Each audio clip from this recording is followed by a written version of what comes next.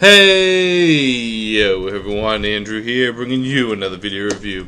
Today we're going to be doing my comic load for the week, as well as news, updates, questions, answers, and everything that falls in between. Sorry for the delay on this video. It's a little later today than I like to do it.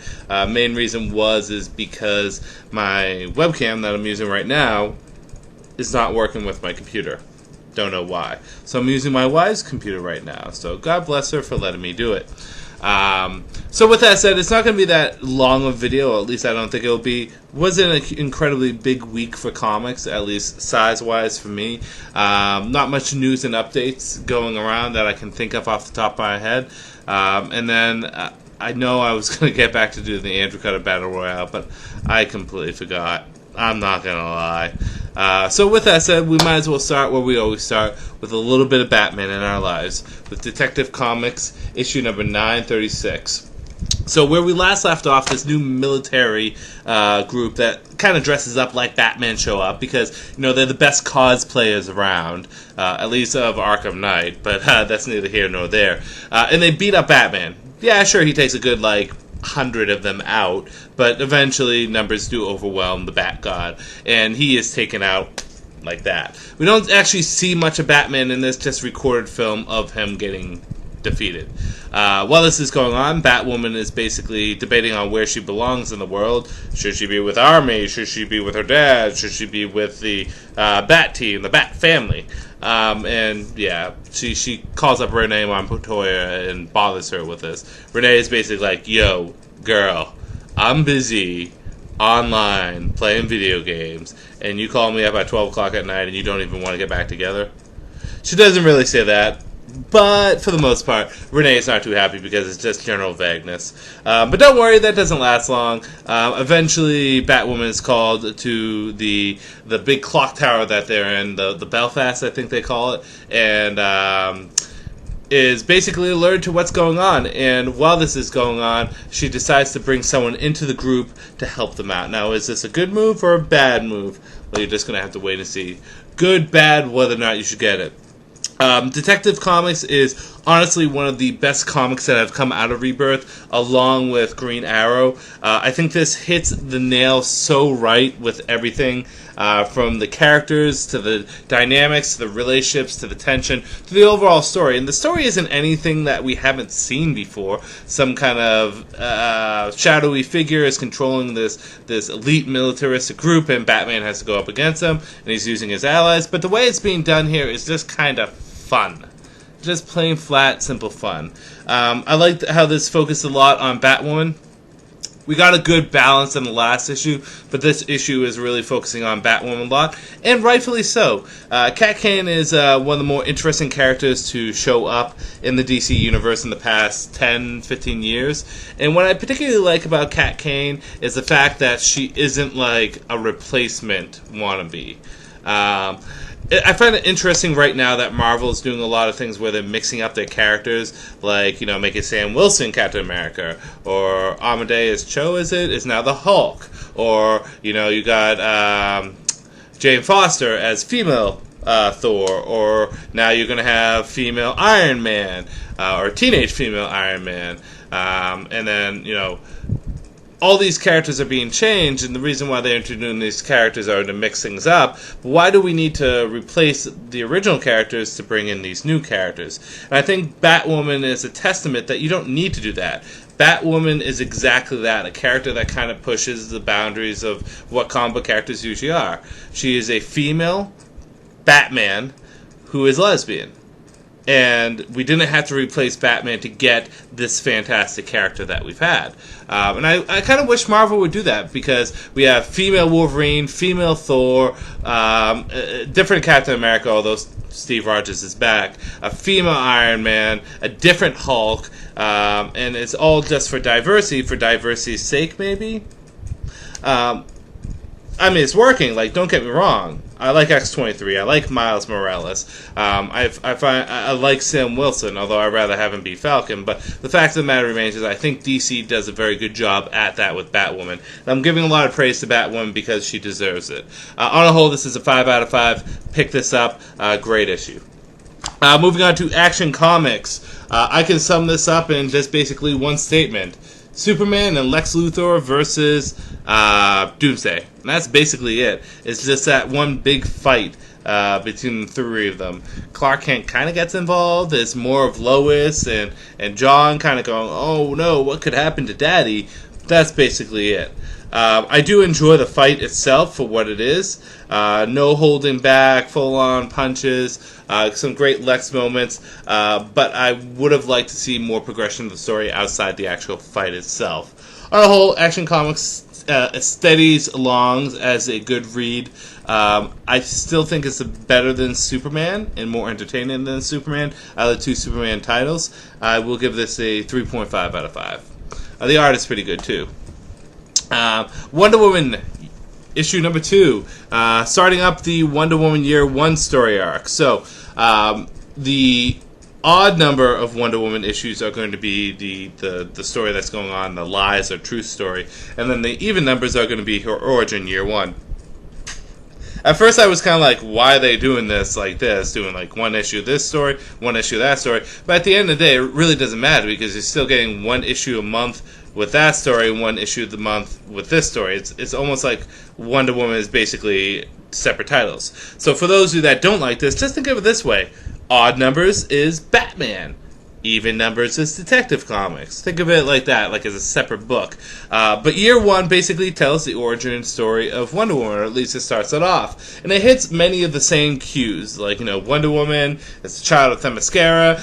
She constantly looks out to the horizon to see what's beyond it. Steve Trevor crash landed, and, it's kind of the traditional Wonder Woman story. Which brings me into the good, the bad, whether or not you should get it. I think the writing on this is on point, the art on this on point, and I like the fact that they are staying true to many of the Wonder Woman mythos. Bad, and the only bad, and it's not really bad, but it's something that could change with issue number 4, is that, or the next issue in the arc, is that this hits many of the same notes. I want an origin story that's faithful to Wonder Woman, but I want something that's a little different. And I'm going to give you an example of different that's good rather than different that's bad. For example, Batman 0 Year is a different that's good. It stays within the same stuff and hits all the same notes that Batman has had in previous origins. From the costume, to the Red Hood gang, to just general imagery, to the overall progression of the story. But it does stuff differently. Like how the Red Hood gang is portrayed, Dr. Death, or the Riddler showing up, it's done differently, which is good. And the same thing could be Justice League Origins. Instead of them going up against all these, the original Justice League mission was, the original time that they came together was when they fought all these elemental aliens. It's not actually Starro, that's the first appearance, but that's not how they got together. But Justice League Origins is a good example of them doing the same thing, bringing the team together, but doing it differently in a different kind of story. I'm interested to see who the villain of this story is going to be. Is it going to be Ares? Is it going to be Cersei? Because I think that's going to be the difference maker. With that said, this is 4 out of 5. Good read. Pick it up. Hal Jordan and the Green Lantern Corps Rebirth Special. So this is probably one of the comics I was looking forward to the most.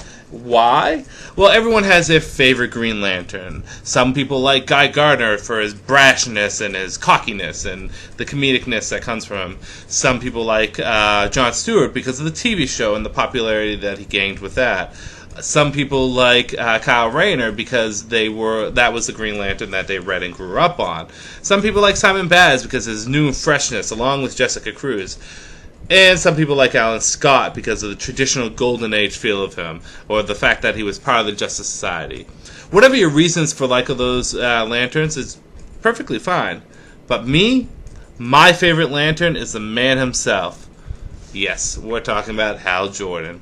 Hal Jordan, quite possibly the greatest Green Lantern of them all. And don't say that's me being biased, because that's literally like his fucking title. The greatest Green Lantern of them all. The leader of the Green Lantern Corps, is getting his own title, but it's Hal Jordan and the Green Lantern Corps. So it's going to be Hal along with the rest of the Green Lanterns, kind of showcasing, the whole entire plethora of characters that are available. It's literally just going to be like the same kind of cast of characters that Robert Venditti did with Hal Jordan before he went all rogue and renegade. And let's talk about him going rogue and renegade. One of the reasons why I'm so pumped about this comic is just because of the fact that Hal has been trench coating the whole badass mercenary criminal kind of look with the Corona Gauntlet. And as cool as that was for 10 issues, and it was around 10 issues, I want my traditional Hal. And without spoiling too much, he does come back. And his costume, which is my favorite Green Lantern costume, and just looking badass as always. The basic gist of the story is War World, for those of you that don't know, is being controlled by Sinestro. And he parks it dead center in Sector 0, which is where Oa was. Hey, my name's Sinestro. I'm now the guardian of the universe. And while this is going on, Hal is trying to figure out the best way to get back to normal. And how to get his ring back, and how to not turn into pure will consistently. And he finds a way around this, as you saw by the page that I showed you. Good, bad, whether or not you should get it. Good, I like the Sinestro stuff, and I think Sinestro's I don't want to say safe character, but a wise character to go to for the Rebirth special for this. Sinestro and Hal have not been enemies for a while, so it's good to go back to the traditional villain, the best villain for Hal, and use that character as a way to springboard this new story. I love the fact that Hal has his powers back, and the art was fantastic. Bad. There's only two bads about this. One is we don't see how the Green Lantern Corps come back. Maybe that's the reserve for the actual issue number 1. And 2, how Hal gets his own powers back is just redonkulous. It's like, why couldn't you do that beforehand? Maybe you didn't learn how to do it until now, but seriously, really? Really? Really?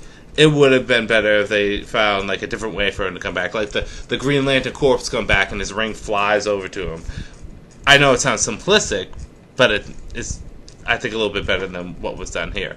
With that said, this is a good jumping on point for fans or people that are interested in Hal or just the Green Lanterns in general. It does a good enough job at telling everyone and everything you need to know about Hal Jordan, as well as the Green Lanterns and where he's been. You might be lost at first going, why is Hal a construct, pure will / mercenary guy with a trench coat and Corona Gauntlet? But it's explained, and then it goes away, so you don't have to worry about it again. And that's the great thing about this. Any baggage that comes with the previous title is basically gone with this. This gets a 4 out of 5. Enjoyable story. I really did like it.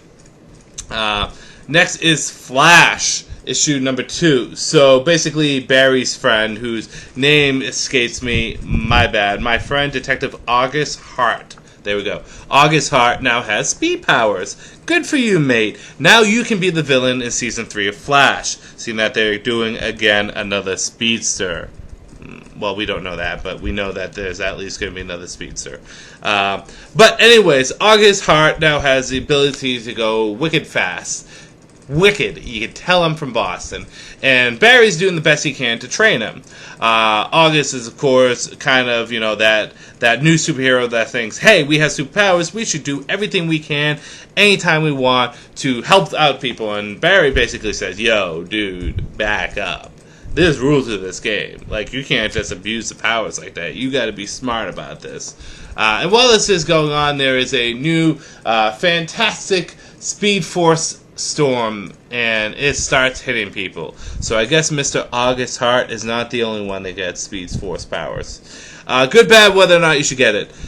Good progression of the story. The art is nice in this. Continue with good art. Dialogue is solid, and for the most part, it hits all the right notes that this issue needs to hit. Bad, I can't really say much bad other than the fact I am not I don't know. I'm not feeling it. I'm not saying it's bad, but I don't know.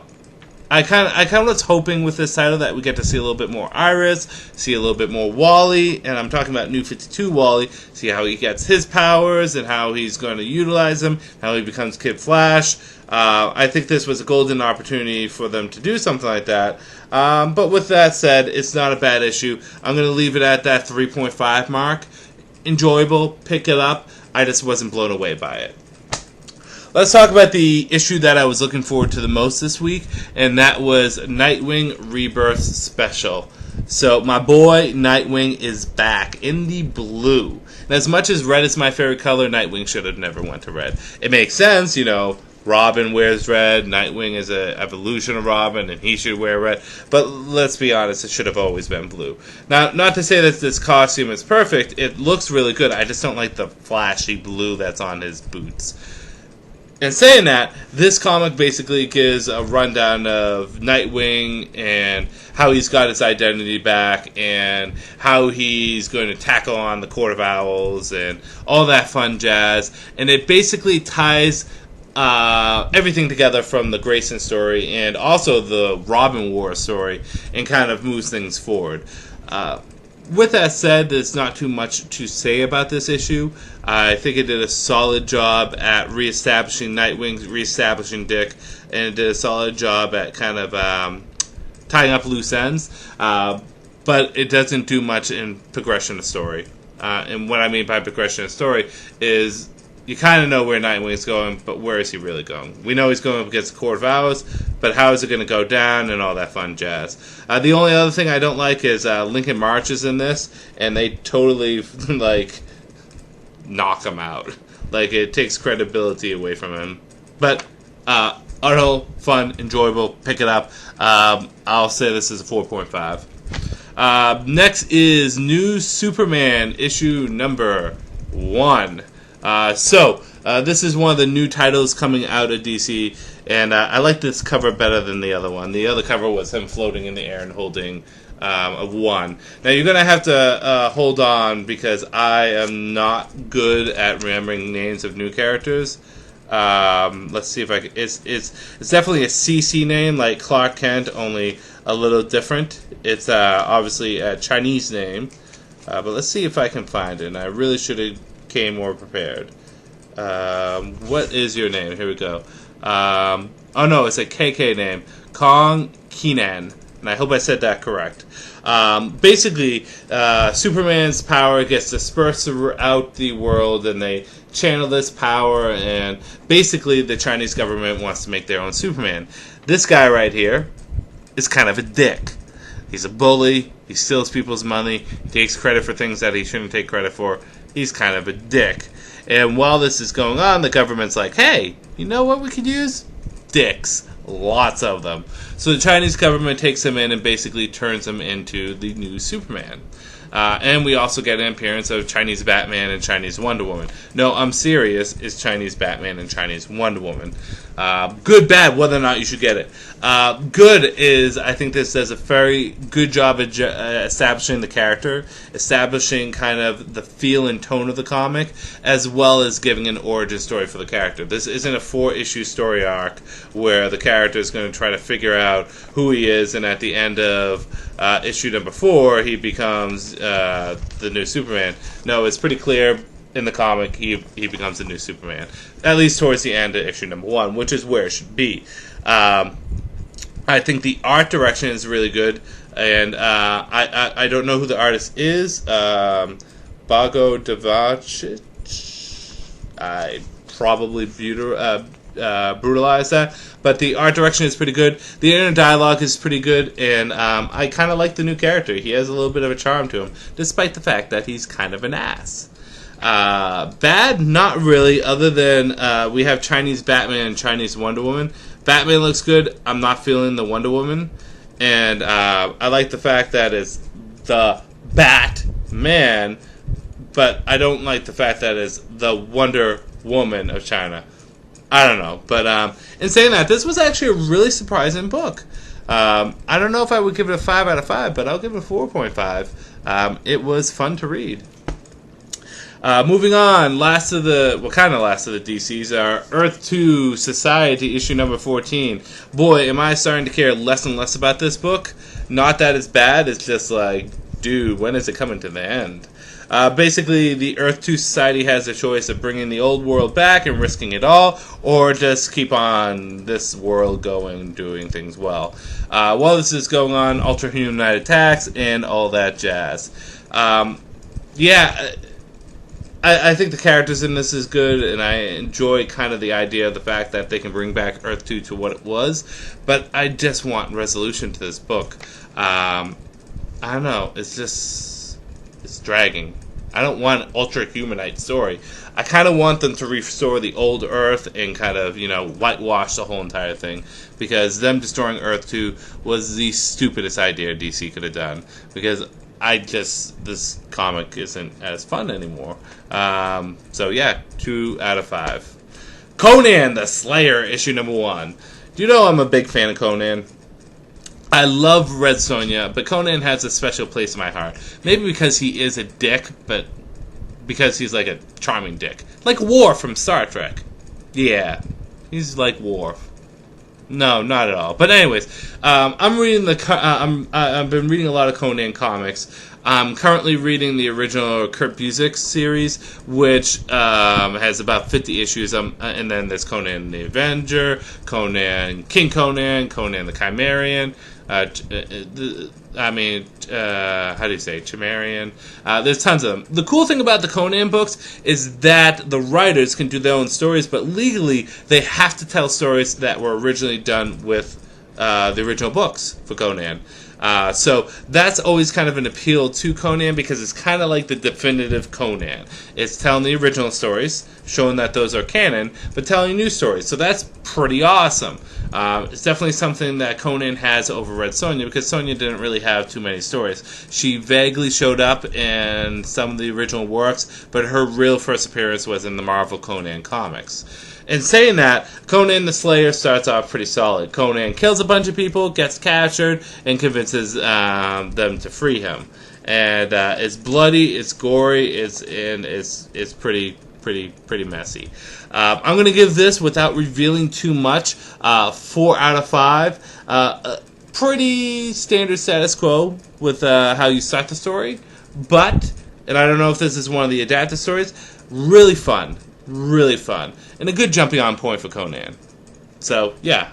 And lastly, to finish things off, DC Comics Bombshell. So I must have accidentally skipped an issue, but this issue is basically Mera and Aquaman beating up and kind of having a good time together. And Harley Quinn's causing shenanigans, and Batwoman is doing her duty, and Raven is questioning who she is, and all that fun jazz.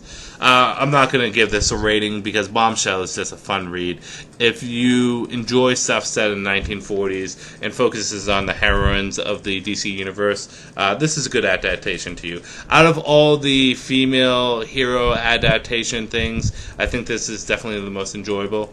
And when I mean that, I'm like anime con girls and stuff like that. I think this is probably pound for pound the most enjoyable of the bunch. With that said, the Andrew Cutter pick of the week goes to, no doubt, Detective Comics. Thoroughly enjoyable. Arrow in this is the best of the New 52. Not New 52, Rebirth. Ooh, Freudian slip, I think? Maybe. So that's basically the comics for the week. News and updates, and then I'll get into questions and answers. Update on my weight loss. So when I last talked to you, I was 247.6 pounds. Over the past week, I've lost about 3 pounds. I'm at 244.4.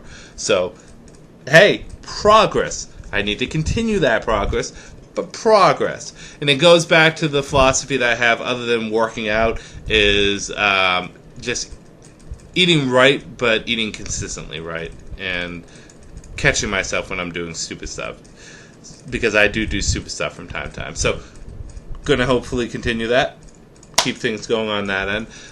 Video games I'm playing, I beat Bravely Default, and usually after a long game like that, I go into more of a calm, relaxing game. So I'm playing Kirby Planet Robo Suit, I think that's what it's called.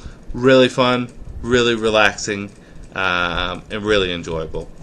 And I decided to play a little bit of Mighty No. 9, but I haven't got into it fully.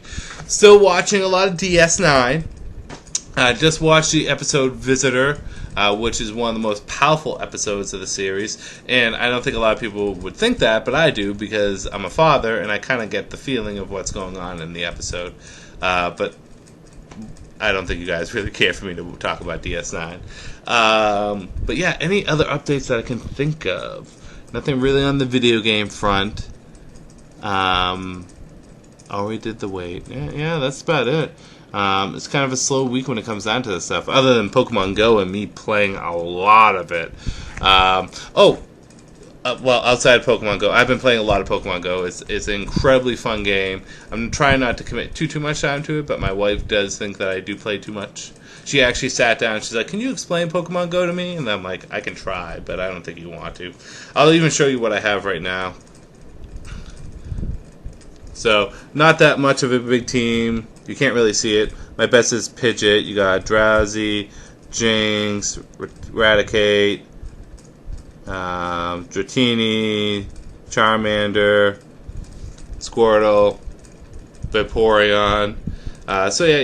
You got a little bit of a selection there.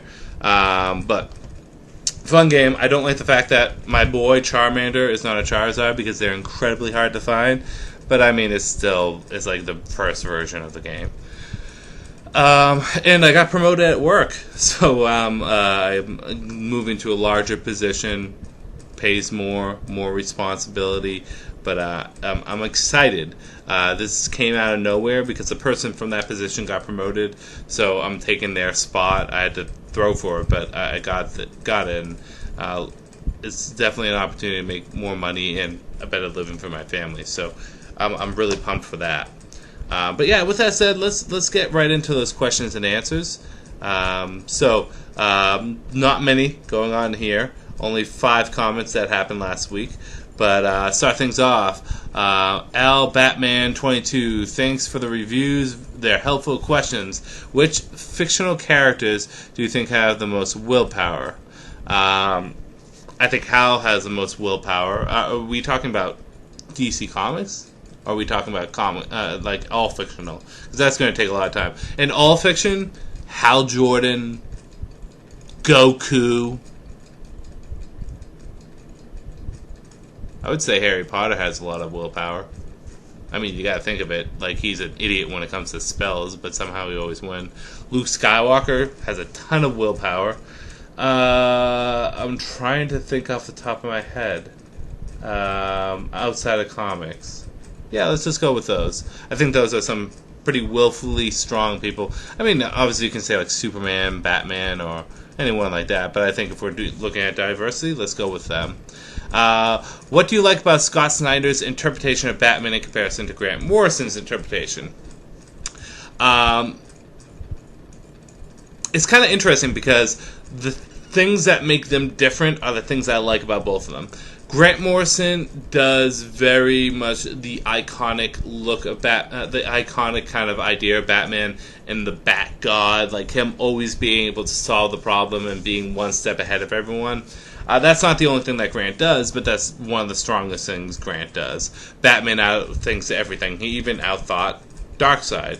But on the other hand, Scott Snyder makes a Batman that still wins, but struggles through the whole entire thing and makes mistakes. And is a Batman that really needs to, overcome his villains. Like, if you look at each story arc that he does, it's almost like a freaking Power Ranger episode. Like, the beginning of the episode, the Power Rangers lose to the monster. They find out a way to beat the monster, and then they beat the monster, and then they squash them with the Zords. But it's like that with Batman. Beginning he gets beat up by the bad guys. In the middle, he kind of finds his ground and learns what he needs to learn. And at the end, he becomes, he overcomes them. Core Hours, they beat the shit out of him. He eventually overcame them and beat them.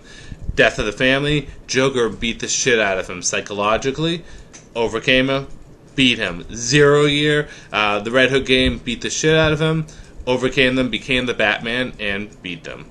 As well as Riddler, like, just in general. Like, you can, even like, Endgame, same way, got beat up by the Justice League and Joker, eventually overcame and beat them. Or even in Heavy Metal, where he wasn't that much of the character, the main character was Jim Gordon, but still lost his memory, had to regain who he was and his sense of purpose, overcame it, and became the hero of it. So I think that's kind of the cool thing about the interpretation, is the fact that he can overcome anything, but it's not like he knows how to overcome it right away. Hey Andrew, okay, so this is Green Arrow Hunter. Hi Andrew, 1, would you like to see Hawkman Rebirth? Yes I do. I love Hawkman to death. I know this is really stupid to say, but he's like the Wolverine of DC Universe. You know, big brutish man, has a tangled past, a long past, has healing factor, and uses savagery weapons. Yeah, but yeah, I would like Hawkman Rebirth. They are doing Hawkman Adam Strange special, so that should be fun. But yeah, and they need to fix Hawkgirl in the Prime universe. 2, what are your thoughts on the rumored Booster Girl movie in the DCEU? Until I actually see something come up, I'm not putting much stock in it. I know it's been talked, but until I see it, I'm not touching it. And then Battle Royale, Ben 10 versus Beast Boy, which is actually kind of interesting. Car Crafter 7, I really like John. Great new character. I love the father-son relationship. Can't wait for Super Sons. Nick Lenz. Hi. First question. Okay. First, before the questions, the Cosmic Cube that was destroyed by Captain America and Red Skull, brought up during the Mark Waid run of Captain America in the mid-90s. Captain America's issue number 444 through 454 in Volume 3, issues 1 to 23. And these issues are collected in trade. Also, the reason Red Skull's daughter's face was like Red Skull's father was during the Ed Brubaker run. Captain America was during the Ed Brubaker run on Captain America. Now for the questions. Thank you for that bit of insight. I do appreciate when you guys explain stuff to Marvel to me because I don't have as vast DC knowledge. Marvel knowledge. So I appreciate you kind of giving me insight into that. But on to the questions. First, do you still pick up G.I. Joe Real American Hero from IDW? I do. I'm just behind on it. That's why I don't review it at this point. So when I catch up to it, it's like Harley's Game of Harleys. I'm behind on it. When I catch up to it, then I'll start reviewing it again. Second, what was your view on Superman New Krypton story that ran through 2008 to 2010? It was a good story, interesting concept, but you kind of knew it had to end, and it had to end with the Kryptonians getting blown up. But I did enjoy it. I enjoyed some of the offshoots of it. I enjoyed the Supergirl stuff a lot. Third, have you thought of trying out Power Man and Iron Fist by David Walker and Nighthawk by David Walker from Marvel? They're both good, really good series. I really don't have any interest in the characters, but I never really gave it thought. I wouldn't be opposed to it, but yeah. And you would think Iron Fist would be someone that I should really be interested in because he's a martial artist, but never really gave it too much thought. Have you ever thought... 4. Are you and your wife planning to see Star Trek Beyond, Doctor Strange, and Suicide Squad when it comes out in theaters? I'm planning to watch Star Trek Beyond at some point. Not with my wife. She hates Star Trek. Doctor Strange, I have no interest in seeing right away. I'm not a humongous fan of the character. But Suicide Squad, we are both excited to see. She is a massive Joker and Harley Quinn fan. So, yeah. And I love the Suicide Squad, so we will see that.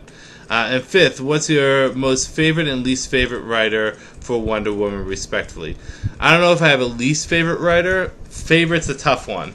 I mean, there's really 3 that did it best. George Perez, Greg Rucka, and Brian Azzarello. I can't say one is better than the other, but I have to say run-wise, I think Brian Azzarello's run was my favorite, with Ruckus coming in second and George Perez coming in third. George Perez's run, though, is special to me because it got me liking Wonder Woman. And last comment is CarCraft 7. I also agree Green Arrow's Rebirth is the strongest of the DC titles. So that's basically the questions for the day. I'm going to end this video here just because not much else to talk about.